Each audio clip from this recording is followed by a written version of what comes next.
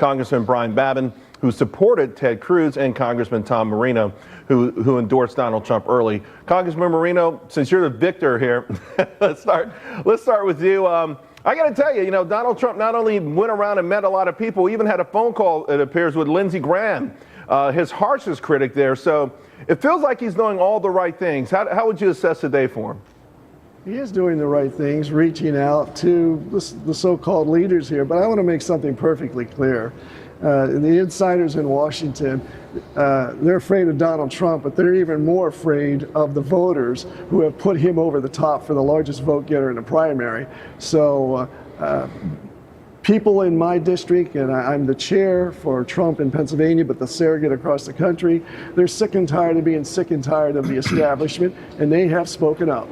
Well, Representative Babin, then, when Paul Ryan spoke over and over again today, he used the term core principles, and he laid it out as limited government, the Constitution, separation of powers, and being pro-life. What is he trying to get across?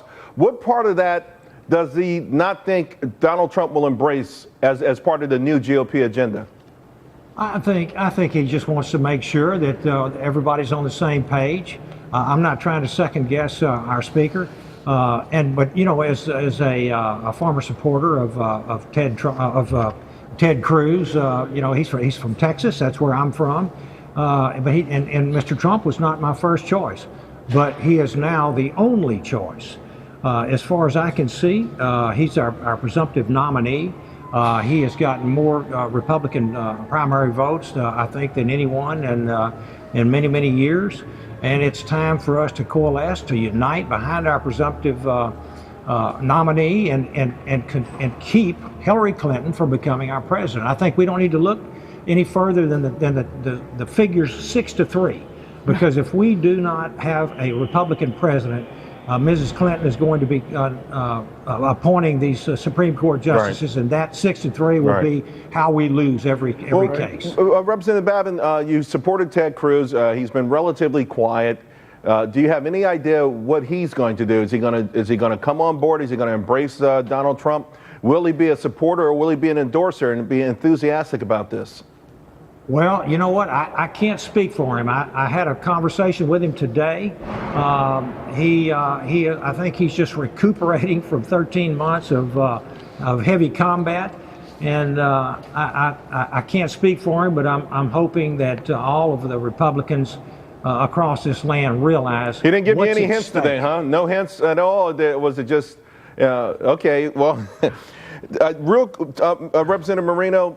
The few few elected officials on Capitol Hill who are still reluctant, are you talking to them at all, or what are you saying to them? It's obvious that no one in your party wants to see Hillary Clinton win, and yet there's still a fair amount of opposition to your candidate.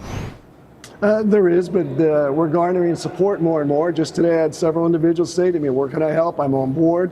I want to get involved here. And even I've been having meetings and conversations with Paul Ryan.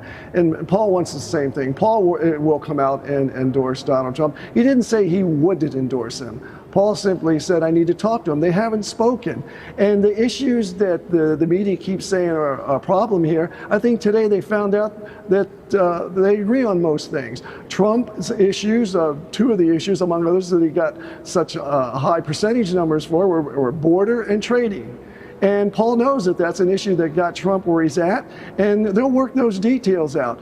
Issues that Paul and I am concerned with are pro-life and also Article 1. And I've had discussions with Donald about those two issues, and he's pro-life, and he has no problem with Congress taking back its responsibility. So I think you're going to see this come to a conclusion rather quickly. And don't forget, Paul has to deal with 247 prima donnas, okay? although in all fairness, some people are saying right now he's the biggest prima donna, and I'm not sure it's serving him well. Gentlemen, we've got to let you go now. I do appreciate your time and the important work that you guys are doing.